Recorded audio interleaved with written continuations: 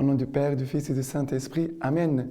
Grande joie d'être là avec toi en ce 1er août, premier jour du mois d'août. Et aujourd'hui, c'est lundi.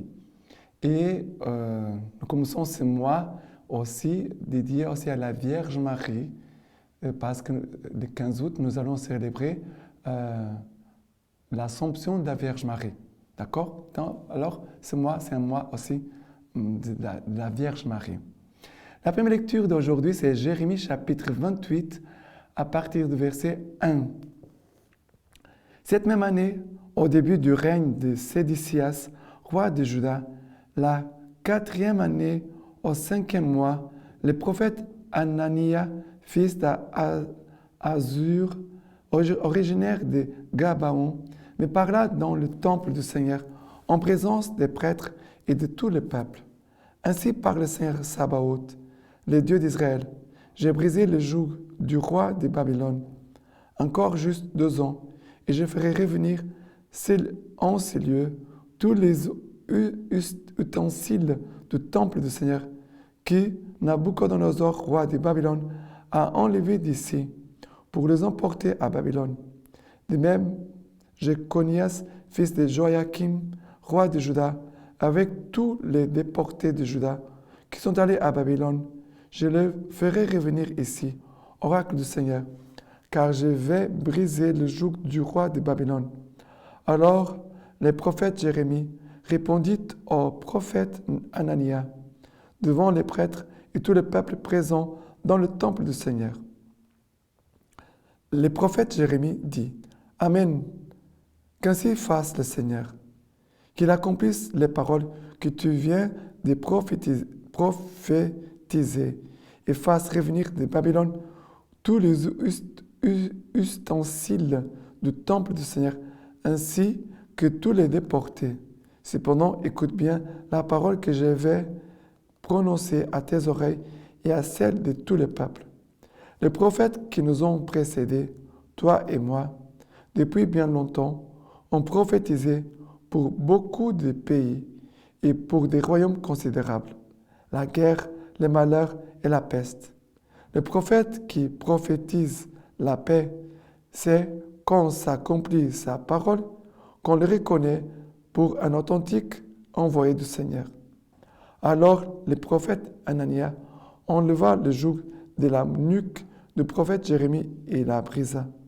Et Anania dit devant tout le peuple, « Ainsi parle le Seigneur, c'est de cette façon que dans juste 2 ans, je briserai le joug de Nabuchodonosor, roi de Babylone, l'enlevant de la nuque de toutes les nations. » Et le prophète Jérémie s'en alla.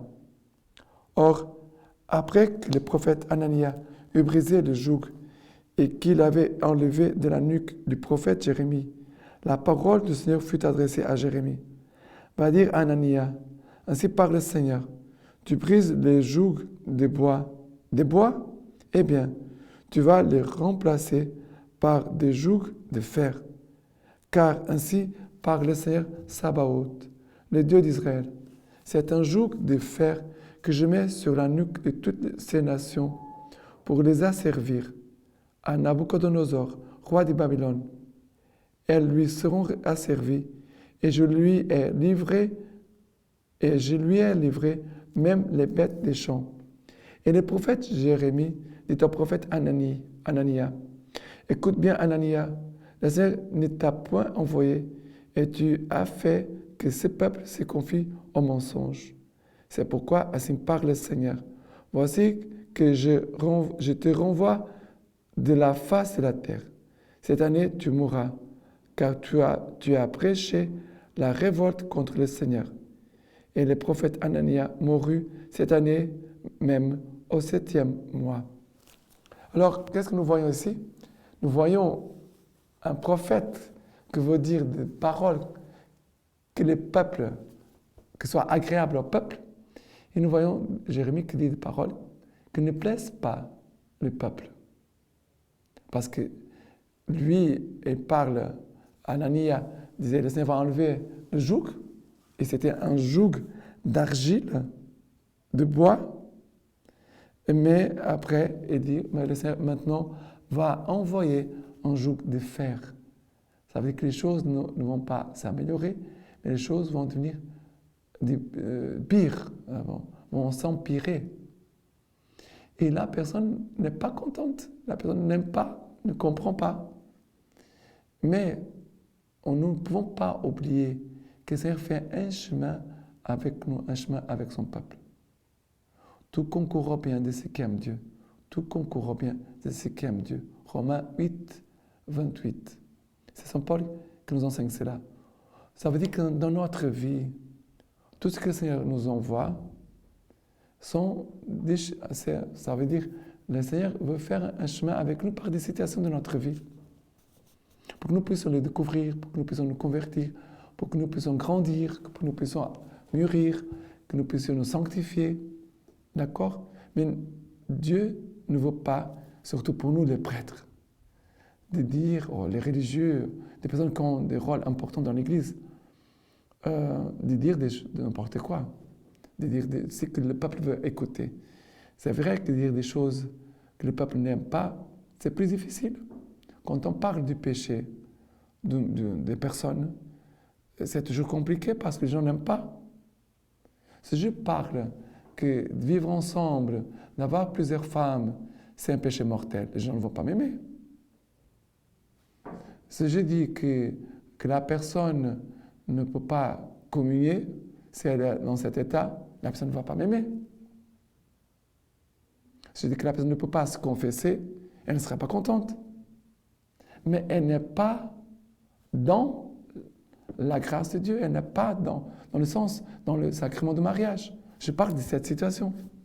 C'est une chose qui arrive aujourd'hui partout dans le monde. D'accord? Mais voilà. Ça veut dire que le Seigneur parfois nous fait écouter des paroles qui peuvent être dures, mais c'est pour produire un bien en nous. D'accord? Maintenant, le psaume d'aujourd'hui, c'est le psaume 119 à partir du verset 29. Détourne-toi de la voie du mensonge. Fais-moi la grâce de ta loi. N'ôte pas de ma bouche la parole de vérité, car j'espère en tes jugements.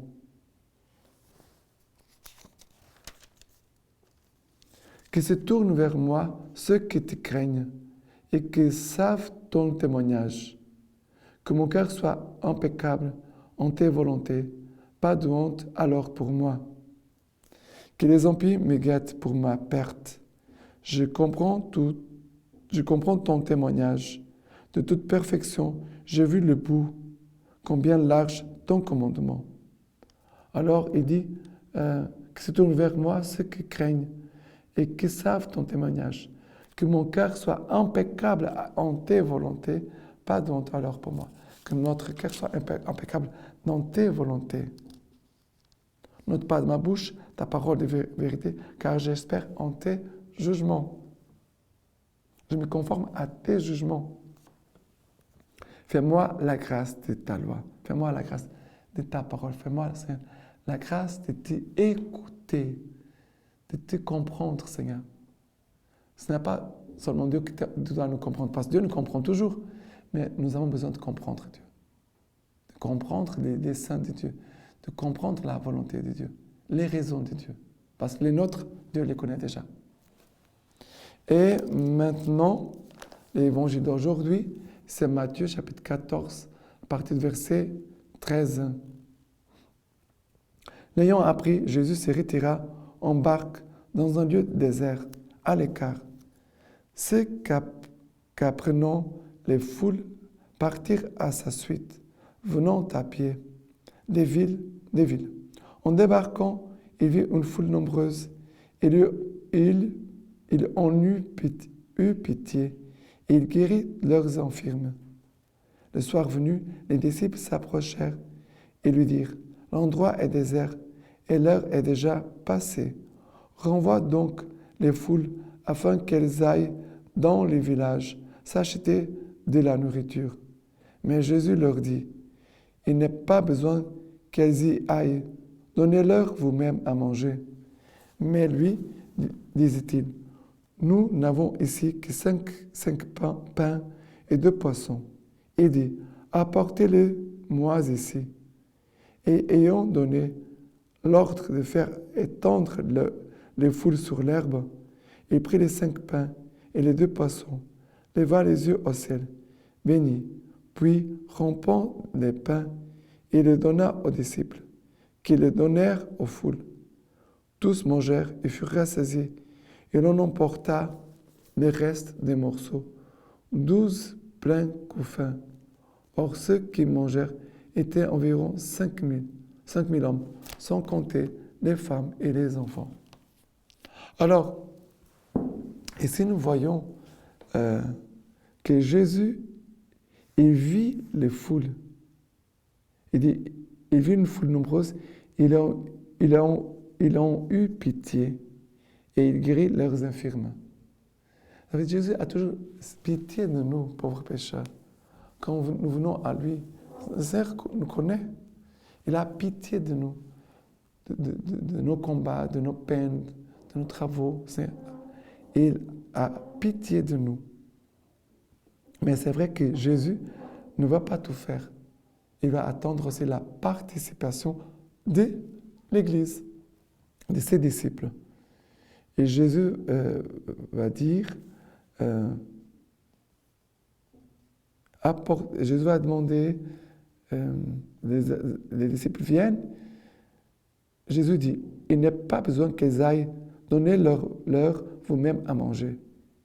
Donnez vous-même à manger. Ça veut dire que c'est un acte de foi, un acte d'obéissance à Jésus. Donnez-leur vous-même à manger. Ici, on voit le miracle de la multiplication à partir de quelqu'un qui a donné. Quelqu'un a donné peu, mais c'est peu, Jésus a multiplié. Et ça va devenir une grande fécondité, un grand miracle. Ça veut dire que tout le monde va se nourrir, il va rester. Il en va rester 12 pleins couffins. Ça veut dire que Jésus veut que nous avons les choses. Jésus veut notre bien. Mais Jésus aussi demande notre participation. D'accord? Et maintenant, la lecture patristique d'aujourd'hui de Saint Alphonse, Marie de Liguori. Toute la sainteté de l'âme et sa perfection résident dans l'amour envers Jésus-Christ, notre Dieu, notre souverain bien et notre Rédempteur. C'est la charité qui rassemble et protège toutes les vertus qui rendent parfaits. Ces filets auxquels les hommes se laissent prendre, je veux les y attirer, les filets auxquels les hommes se laissent prendre, je veux les y attirer pour qu'ils m'aiment, car ce sont des filets, des liens d'amour. Il lui a donné une âme dotée à son image de mémoire, d'intelligence et de volonté. Il lui a donné un corps pourvu d'organes sensibles. C'est un corps pour lui qu'il a créé le ciel et la terre avec tout ce qu'ils contiennent.